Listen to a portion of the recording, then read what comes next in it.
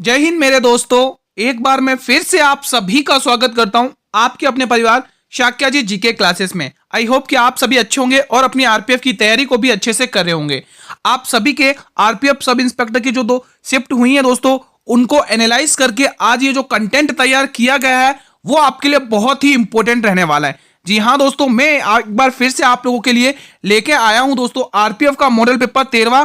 जो भी मेरे भाई सब इंस्पेक्टर या कांस्टेबल की तैयारी कर रहे हैं उनके लिए रामबाण क्लास है। जिन भी मेरे भाई बहन के 9, 12 और 13 दिसंबर को आरपीएफ सब इंस्पेक्टर का एग्जाम है उनके लिए रामबाण क्लास है। शुरू से अंत तक वॉच कर लेना दोस्तों, ठीक है। टॉप 35 क्वेश्चंस पूछे जाएंगे आज की क्लास में और इन टॉप 35 क्वेश्चंस में से आप लोगों का स्कोर 30 प्लस होना चाहिए दोस्तों, तभी मजा आएगा दोस्तों, ठीक है। सभी शिफ्टों को एनालाइज करके ये कंटेंट तैयार किया गया है क्योंकि सभी स्टूडेंट की डिमांड है कि सर जी जीके जीएस डीपली आ रहा है दोस्तों, ठीक है। तो उसी के अकॉर्डिंग आपको मैं आज कंटेंट लेके आया हूं आपके लिए। चलिए बिना समय गवाए क्लास को स्टार्ट करते हैं। पहला क्वेश्चन आपके लिए स्क्रीन पर, ठीक है। ये क्वेश्चन आपके शिफ्टों में पूछा गया क्वेश्चन है, बताइए इसका जवाब। हाल में ही किस भारतीय राज्य को यूनेस्को द्वारा विरासत पर्यटन के लिए शीर्ष गंतव्य घोषित किया गया है दोस्तों। देखो दोस्तों, यूनेस्को से रिलेटेड आपको क्वेश्चंस आने चाहिए, ठीक है। एग्जाम में बनते हैं यहां से क्वेश्चन। बताइए कौन सा चर्चा में रहा। ये तो करंट अफेयर का बहुत ही शानदार क्वेश्चन है, तो बिल्कुल Paschim Bangal is the right answer. अब दोस्तों यूनेस्को के बारे में आप थोड़ा सा ओवरव्यू ले लो क्योंकि यहां से क्वेश्चन बनना फिक्स है आपके एग्जाम में। सबसे पहले इसकी स्थापना 16 नवंबर 1945 को की गई थी। इसका जो मुख्यालय है दोस्तों फ्रांस की राजधानी पेरिस पर है। और ये जो फ्रांस की राजधानी पेरिस किस नदी के तट पर, आप लोग मुझे कमेंट करके बताइए। वर्तमान में कितने सदस्य हैं यूनेस्को में? 135 देश, ठीक है। 8 सहयोगी देश हैं। इसके जो वर्तमान में महानिर्देशक हैं कौन है? आंद्रे अंजोले दोस्तों, ठीक है। 1900, ये बहुत लाइन इंपॉर्टेंट है। भारत वर्ष 1946 में यूनेस्को का सदस्य बना। मोस्ट इंपोर्टेंट लाइन है, रट लेना इसको अच्छे से, ठीक है। अब आपके लिए ये पार्ट बहुत ही मेन है, ठीक है। भारत में कुल 43 यूनेस्को विश्व धरोहर स्थल है। कितने हैं भारत के? 43, ठीक है। जिसमें हाल में ही मोइदम, बहुत ही इंपॉर्टेंट है भाई, मोइदम्स असम के अहोम राजवंश की टीला दफनाने की प्रणाली शामिल है इसके अंदर, ठीक है। ये 43वां स्थान है। कौन सा भाई? 43वां यूनेस्को धरोहर स्थल है, ठीक है। 43 स्थलों में से 35 तो सांस्कृतिक है, 7 प्राकृतिक और 1 मिश्रित है। जो 42वां आपका यूनेस्को का स्थल है दोस्तों वो कौन है? सोमपुरा के होयसल मंदिर दोस्तों, है ना, 2023 में शामिल हुआ कर्नाटक में। और 41वां आपको ध्यान रखना शांति निकेतन दोस्तों, बंगाल का। ये वाला फैक्ट बहुत ही इंपॉर्टेंट है, रट लेना, एग्जाम में क्वेश्चन बनेगा। चलिए अगला क्वेश्चन। खजुराहो का भव्य मंदिर किसके द्वारा बनवाया गया था? इजी क्वेश्चन है, कमेंट करिए दोस्तों। अगर आप सही में डेडिकेट से आगामी शिफ्टों में अच्छा स्कोर करना चाहते हैं तो ये क्लास शुरू से अंत तक वॉच कर लेना। बिल्कुल आपके एग्जाम ओरिएंटेड है, प्योर कंटेंट है आपके एग्जाम के लिए, ठीक है। परमार, चंदेल, सोलंकी या चौहान, पसीना बहा सको तो अंत तक बने रहना दोस्तों। आप सभी को पता है जो मेहनत करते हैं सफलता उन्हीं पर अपनी जान लुटाती है दोस्तों, ठीक है। तो अगर आप यहां चंदेल शासक टिक करें, आपका जवाब बिल्कुल सही है। बेस्ट कंटेंट है दोस्तों। अगर आपको ये कंटेंट पसंद आ रहा है तो मेरे सभी भाई बहनों से अनुरोध है कि क्लास को लाइक कर दो जल्दी से एक बार, और जितना हो सके क्लास को शेयर करो। बहुत मेहनत लगती है दोस्तों ऐसा कंटेंट तैयार करने के लिए, आपके एग्जाम के लिए दोस्तों, ठीक है। लाइक और शेयर करते रहिएगा। क्वेश्चन कह रहा है भारत में मुंडा जनजाति के किस क्षेत्र में निवास करती है? बताइए मुंडा जनजाति किस क्षेत्र में निवास करती है? दुर्ग, बस्तर, कुल्लू या छोटा नागपुर? तो बिल्कुल छोटा Nagpur is the right answer. छोटा नागपुर की सबसे ऊंची चोटी कौन सी है? किसी को पता है छोटा नागपुर की ऊंची चोटी कौन सी? किसी को अगर पता हो तो मेरे भाई बहन कमेंट करिए। तो ध्यान रखना इसकी जो ऊंची चोटी है मेरे स्टूडेंट्स वो है पारसनाथ। क्या है मेरे वीरों? पारसनाथ, पारसनाथ। अब चलिए दोस्तों थोड़ा सा मैं आपको ओवरव्यू बता देता हूं छोटा नागपुर का दोस्तों, है ना, ज्यादा समय नहीं दोस्तों। इसका शायद हमने लिया ही नहीं है, 1 मिनट, इसका शायद टाइप नहीं हुआ दोस्तों। कोई बात नहीं, हम क्वेश्चन को ही देख लेते। चलिए कोई बात नहीं, इस क्वेश्चन को देखिए, ठीक है। इसका विस्तार मैं आपको बता देता हूं। इसका विस्तार किन किन राज्यों में है दोस्तों? झारखंड में सबसे ज्यादा, ये आपको ध्यान रखना, झारखंड में सबसे ज्यादा है इसका विस्तार। इसका विस्तार स्टूडेंट झारखंड में सबसे ज्यादा है, ठीक है। ओडिशा में भी और पश्चिम बंगाल में भी है, ठीक है। ध्यान रखना ये सारे फैक्ट। यहीं से दोस्तों दामोदर नदी का उद्गम होता है, लिख लो, दामोदर नदी का उद्गम स्थल यहीं से है। दामोदर नदी निकलती है भाई, दामोदर नदी, दामोदर।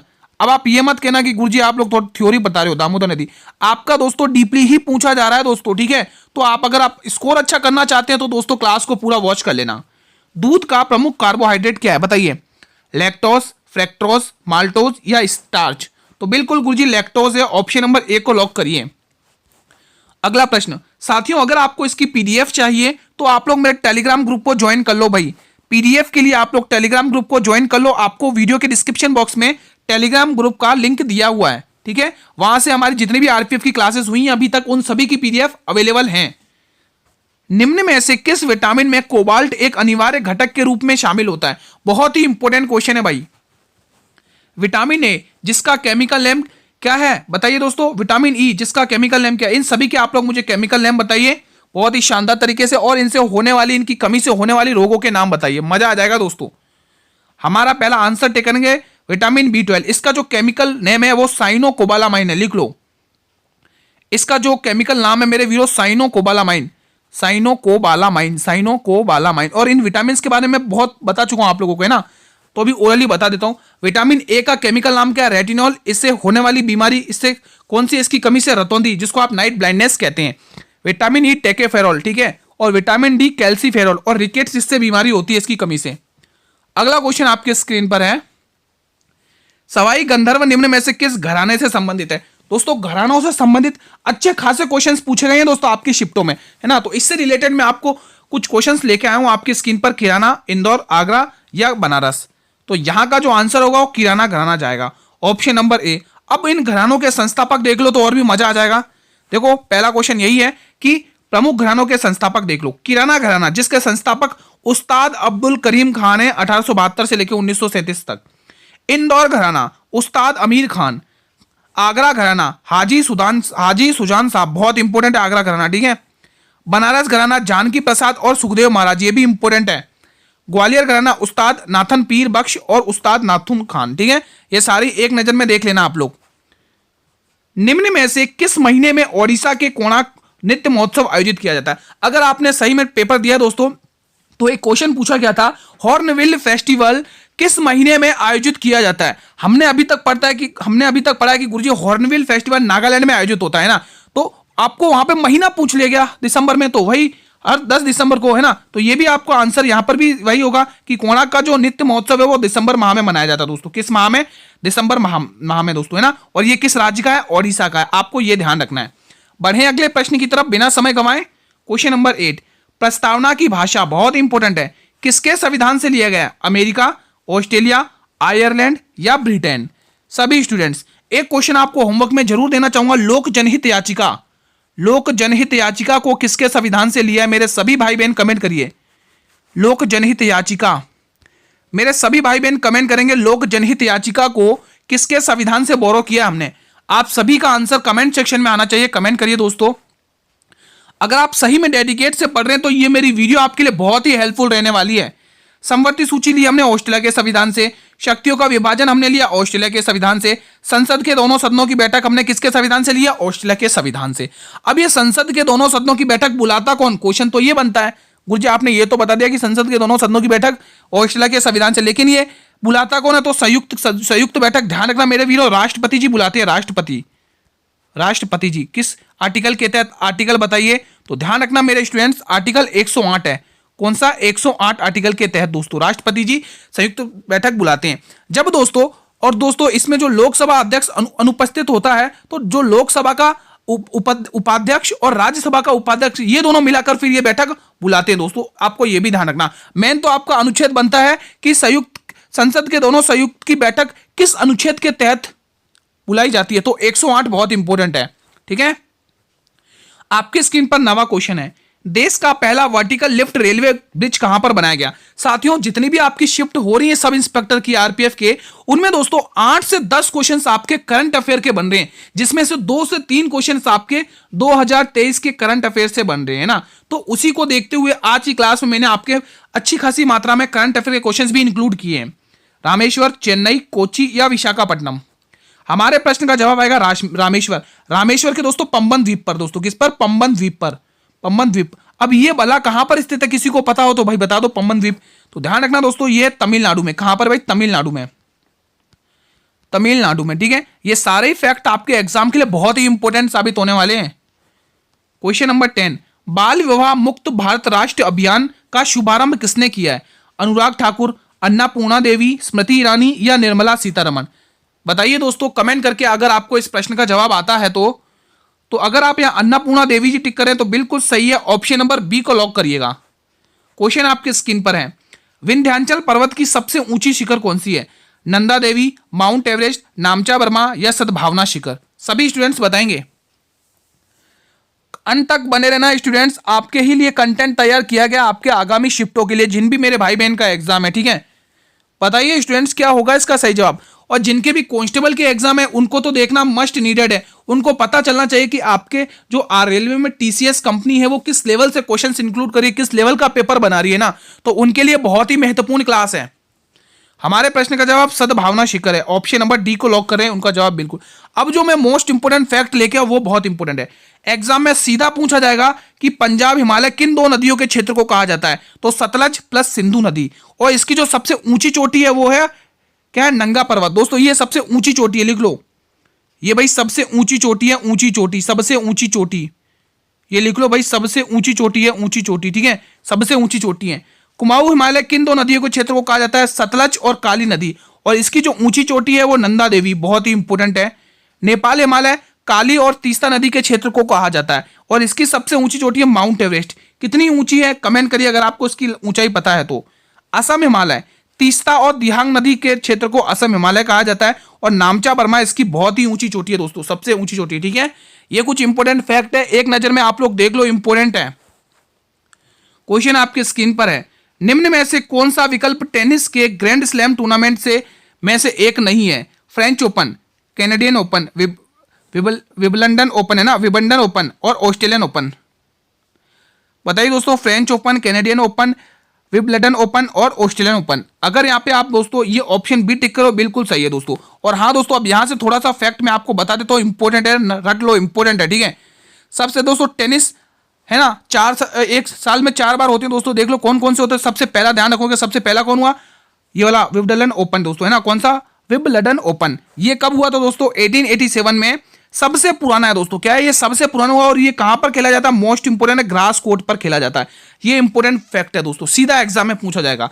उसके बाद आपको ध्यान रखना, यूएस ओपन 1881 में हार्ड कोर्ट पर खेला जाता है। किस पर, हार्ड कोर्ट पर, यह भी बहुत इंपोर्टेंट है।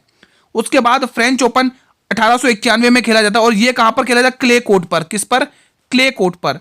ऑस्ट्रेलियन ओपन दोस्तों 1905 में हुआ था इसकी शुरुआत, और ये हार्ड कोर्ट पर खेला जाता है। अब दोस्तों अभी जो इस साल जो टेनिस के टूर्नामेंट हुए, इनसे रिलेटेड मैं आपको ऑलरेडी क्वेश्चंस करा चुका हूं। जिन्होंने क्लासेस देखी है उन्हें पता है भाई, ठीक है, कंटेंट मिल चुका है उन्हें, टेलीग्राम ग्रुप पर अपलोड है पीडीएफ। भारत का सर्वोच्च कानून किसे माना जाता है? भारतीय संविधान को, जनतंत्र को, धर्मनिरपेक्षता को या अंबेडकर जी की शिक्षाओं को? तो इसमें माना जाता है भारतीय संविधान को दोस्तों, ठीक है भाई। अभी तक जिस भी स्टूडेंट ने क्लास को लाइक नहीं किया, मेरे भाई सभी बहन क्लास को लाइक कर दो, और जितना हो सके क्लास को शेयर करिए आपके सभी स्टूडेंट तक। जितने भी मेरे भाई बहन रेलवे की तैयारी कर रहे हैं या किसी भी एग्जाम की तैयारी कर रहे हैं, मेरा ये कंटेंट आपके एग्जाम के लिए बहुत ही महत्वपूर्ण है दोस्तों, ठीक है। क्योंकि जीके जीएस कभी बदलती नहीं है दोस्तों, है ना। इतिहास बदलेगा नहीं बदलेगा, ज्योग्राफी बदलेगी नहीं बदलेगी, पॉलिटी भी नहीं बदलेगी, है ना। तो ये सब फैक्ट बिल्कुल फिक्स है आपके एग्जाम में आना। भारतीय संविधान में पंचवर्षीय योजना का प्रावधान किसके संविधान से लिया गया? आयरलैंड, यूएसए, यूएसआर या दक्षिण अफ्रीका? बताइए दोस्तों। एक क्वेश्चन मैं आपसे जरूर करना चाहूंगा कि संशोधन की प्रक्रिया हमने किसके संविधान से ली है? कमेंट करके बताइए, मजा आ जाएगा। संशोधन की प्रक्रिया हमने किसके संविधान से ली है? कमेंट करिए, संशोधन की प्रक्रिया, संशोधन प्रक्रिया हमने किसके संविधान से ली है? एक क्वेश्चन और, राष्ट्रपति का पद हमने किसके संविधान से लिया है? ये 2 क्वेश्चन आपकी स्क्रीन पर है। चलो राष्ट्रपति पर पद छोड़ो, राष्ट्रपति का पर महाभियोग, ये क्वेश्चन तो आपके शिफ्टों में भी पूछा गया, वही क्वेश्चन पूछ रहा हूं, किसके संविधान से लिया? बताइए। इंपीचमेंट हमने किसके संविधान से लिया है? राष्ट्रपति पर महाभियोग हमने किसके संविधान से लिया है? कमेंट करिए स्टूडेंट। ये 2 क्वेश्चन आपके होमवर्क में है, कमेंट करिएगा, ठीक है। हमारे जो प्रश्न का आंसर होगा, पंचवर्षीय योजना ली है यूएसआर के संविधान से दोस्तों। Option C will be the right answer. Question आपके स्क्रीन पर है 15वां, निम्न में से कौन सा विद्युत का एक सुचालक है? तांबा, सल्फर, नाइट्रोजन या फास्फोरस?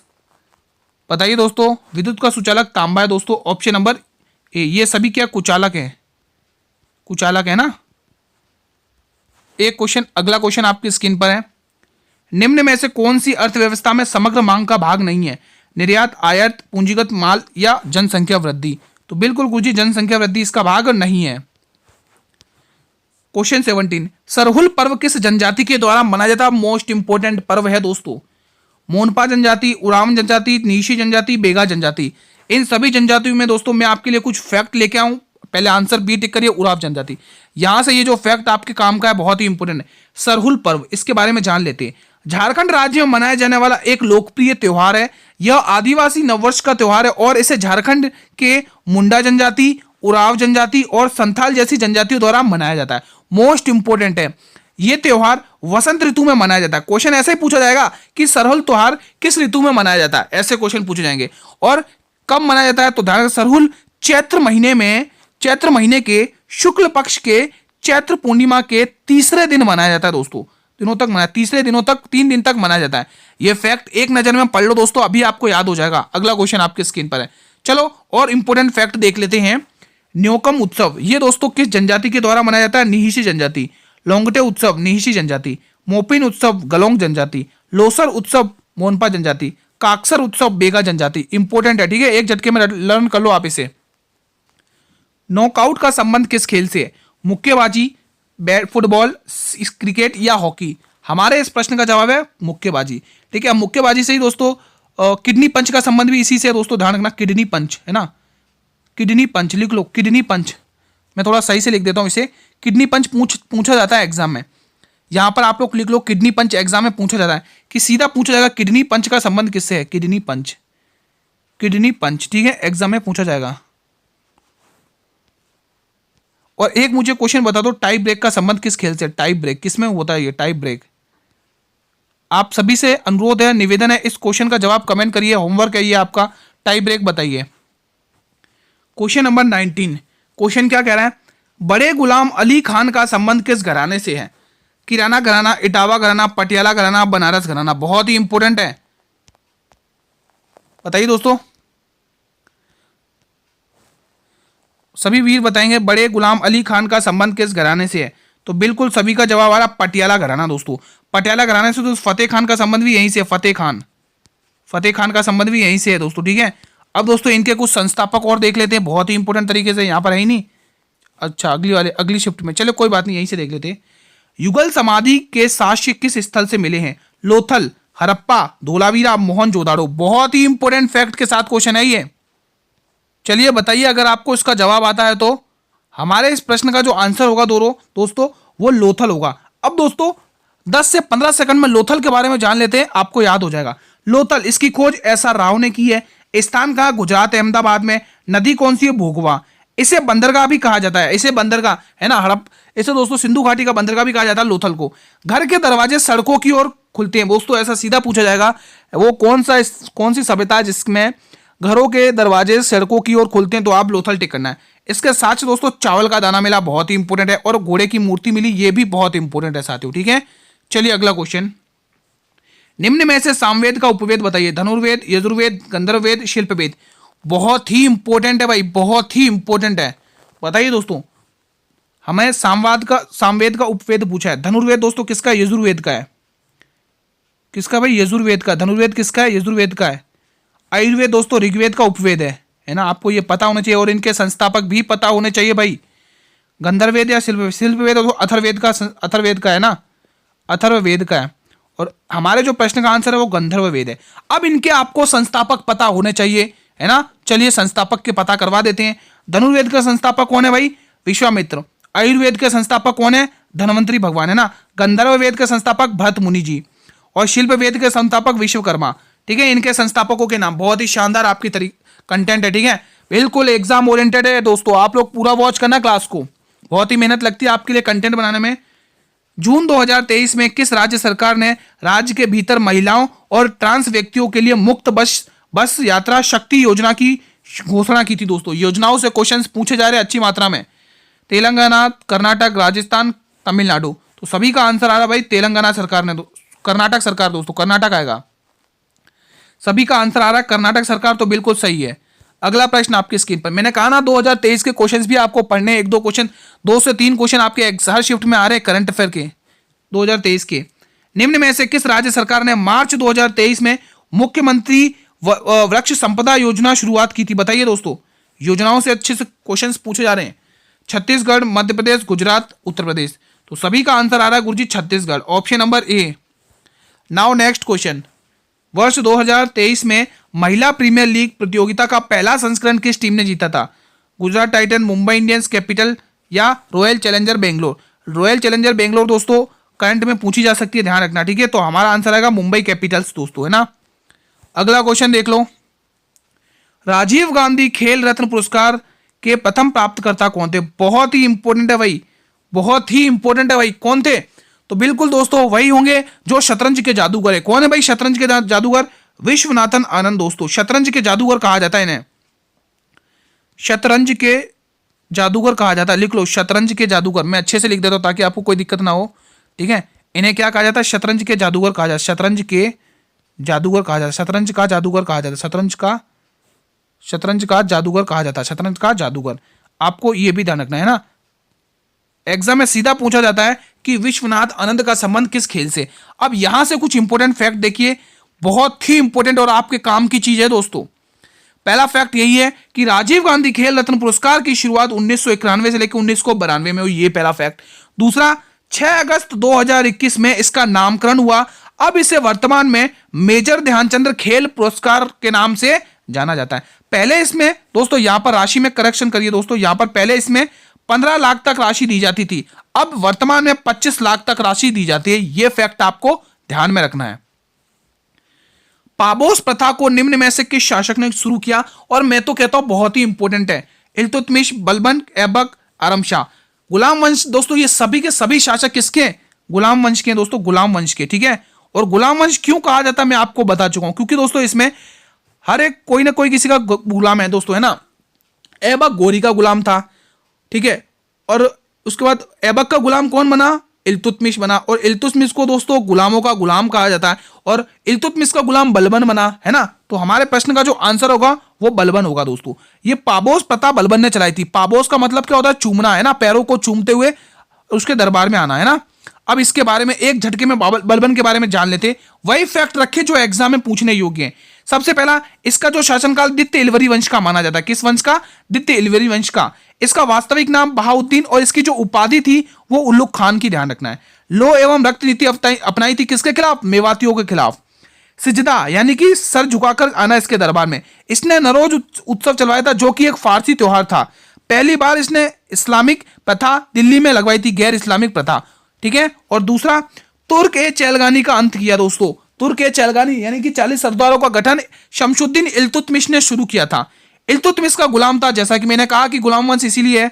2 विभाग बनवाए थे, इसका जो बरीद मुमलिक था उसे गुप्तचर विभाग कहा जाता था, दीवान ए अर्ज था उसे सैन्य विभाग कहा जाता। ये थोड़ा सा ओवरव्यू आपको 10 से 15 सेकंड में, ठीक है, रट लेना। रेगुर शब्द का प्रयोग किसके लिए होता है? डेल्टाइट मृदा, लेटराइट मृदा, काली मृदा या लाल मृदा? तो बिल्कुल काली कपासी मृदा, बिल्कुल ऑप्शन सी। इसे कपासी मृदा भी कहा जाता है। इसे क्या कहा जाता है? कपासी मृदा। क्यों कहा जाता है कपासी मृदा? क्योंकि दोस्तों कपास की खेती के लिए यानी कि रुई की खेती के लिए बहुत ही इंपोर्टेंट मृदा है दोस्तों, ठीक है। अगला क्वेश्चन, निम्न में से कौन सा एक विश्व का शुष्क मरुस्थल है? अटाकामा, कलाहारी, गोबी, सहारा? बताइए दोस्तों। यह दक्षिण अमेरिका का है, दक्षिण अमेरिका का है दोस्तों, दक्षिण अमेरिका का है ना, बहुत ही इंपॉर्टेंट है।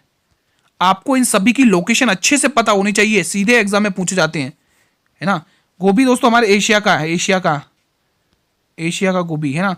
अब बचे कलाहारी दोस्तों साउथ अफ्रीका का है ना, अफ्रीका महाद्वीप का है, अफ्रीका। इनकी लोकेशन अच्छे से पता होनी चाहिए।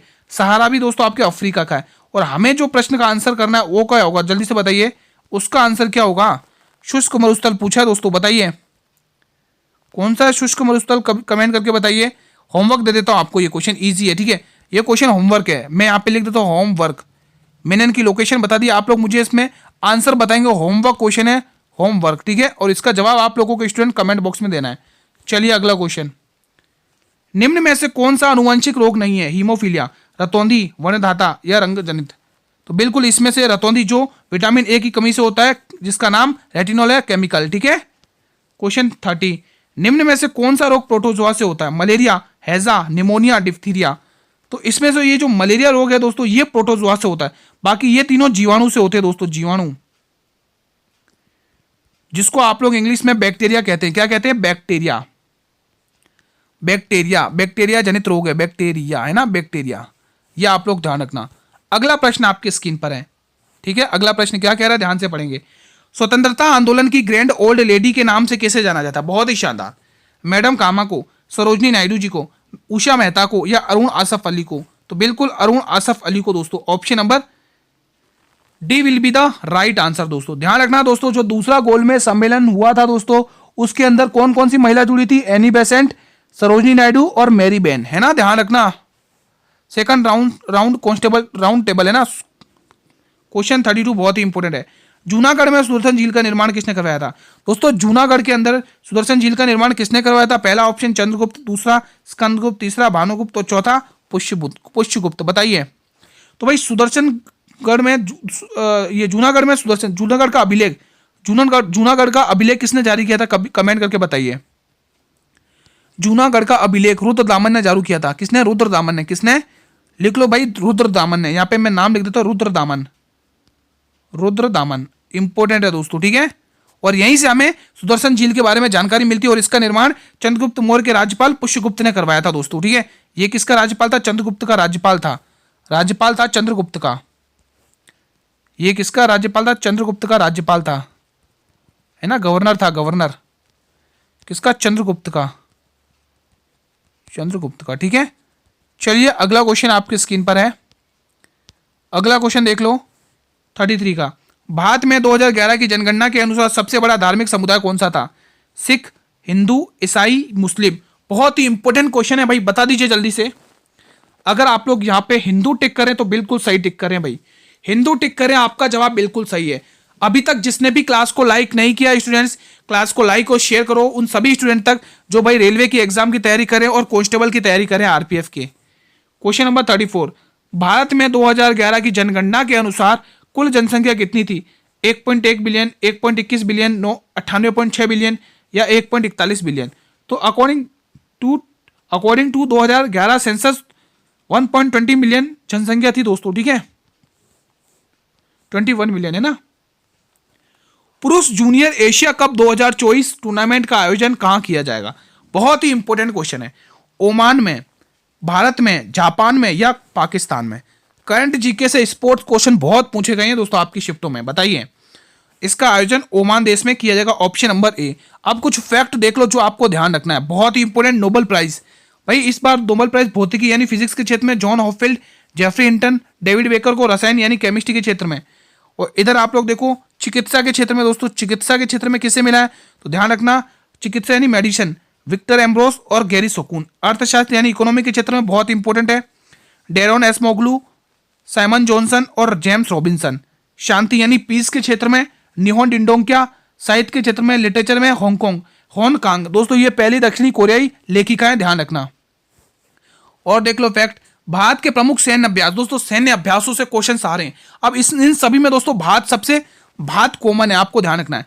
गरुड़ शक्ति और समुद्र शक्ति अभ्यास, ये दोनों अभ्यास भारत और इंडोनेशिया देश के बीच में होते हैं। शक्ति और वरुण अभ्यास, ये दोनों भारत और फ्रांस के बीच में होते हैं। मित्र शक्ति स्लाइनेक्स अभ्यास, ये भारत और श्रीलंका के मध्य। वज्र प्रहार युद्ध अभ्यास, कोप इंडिया अभ्यास, ये सारे बांग्लादेश और भारत के बीच में। मैत्री अयुत्या अभ्यास, ये थाईलैंड और भारत के बीच में। इंद्र अभ्यास, ये भारत और रूस के बीच में, ठीक है। तो साथियों आज की क्लास को हम यहीं पर वाइंड अप करेंगे। क्लास कैसी लगी आप लोग कमेंट बॉक्स के माध्यम से बताएं। आज का कंटेंट कैसा लगा कमेंट बॉक्स के माध्यम से बताएं। अगर पसंद आया तो मेरे वीडियो एक बार सभी भाई बहन लाइक करिए। अगर आपको हमारी मेहनत पसंद आई तो क्लास को शेयर भी करेंगे आप अपने सभी मित्रों के साथ। जिन भी मेरे भाई बहन का 9, 12 और 13 दिसंबर को एग्जाम है आरपीएफ, 13 दिसंबर को आरपीएफ एसआई का, तो उन तक ये क्लास जरूर शेयर करिएगा। और जो भी मेरे भाई बहन आरपीएफ की कांस्टेबल की तैयारी करें उनके लिए तो ये क्लास रामबाण की तरह साबित है दोस्तों, क्योंकि आपको पता होना चाहिए कि टीसीएस किस हिसाब से आपके क्वेश्चन पूछ रही है रेलवे एग्जाम में, ठीक है। अगर आप लोग चैनल पर भी पहली बार विजिट कर रहे हैं तो चैनल को भी सब्सक्राइब कर लेना और बेल नोटिफिकेशन को भी प्रेस कर लेना, ताकि मैं जब भी लेटेस्ट क्लास लेके आऊं यूट्यूब पर तो यूट्यूब सबसे पहले नोटिफिकेशन आपको ही प्रीफर करेगा। अब बात हुई इसकी पीडीएफ की। साथियों पीडीएफ आपको मेरे टेलीग्राम ग्रुप पर मिल जाएगी। भाई अभी तक जिस भी मेरे वीर ने टेलीग्राम ग्रुप ज्वाइन नहीं किया है भाई जल्दी से टेलीग्राम ग्रुप को ज्वाइन कर लो। वहां पर मैं आपको जो भी फैक्ट के साथ क्वेश्चंस भेजता हूं, जो भी पीडीएफ भेजता हूं, वो आपके रिवीजन के लिए बहुत ही इंपॉर्टेंट है। और जो भी इंपॉर्टेंट इंफॉर्मेशन होगी वो आपको टेलीग्राम ग्रुप पर मिल जाएगी। तो इसीलिए टेलीग्राम ग्रुप को ज्वाइन कर लो स्टूडेंट्स, ठीक है। हमारी जो क्लास का टाइम रहता है, मैं डेली 8 PM पर आपके सामने हाजिर होता हूं आपके लिए बहुत ही शानदार मॉडल पेपर लेके, आपके एग्जाम के ओरिएंटेड बिल्कुल बेस्ट कंटेंट है। आप लोग शेयर करिए इसे अपने मित्रों के साथ, ठीक है। प्लेटफॉर्म, जिस भी प्लेटफॉर्म तक आपकी रीच हो, चाहे फेसबुक, व्हाट्सएप, इंस्टाग्राम, टेलीग्राम, जिस भी प्लेटफॉर्म तक रीच हो उस प्लेटफॉर्म तक इसको शेयर करिए। कल हम साथियों इसी टाइम पर एक नई मॉडल पेपर के साथ मिलेंगे, एक नए जोश के साथ मिलेंगे स्टूडेंट। तब तक आप तैयारी करते रहिए। जय हिंद, जय भारत, वंदे मातरम, धन्यवाद।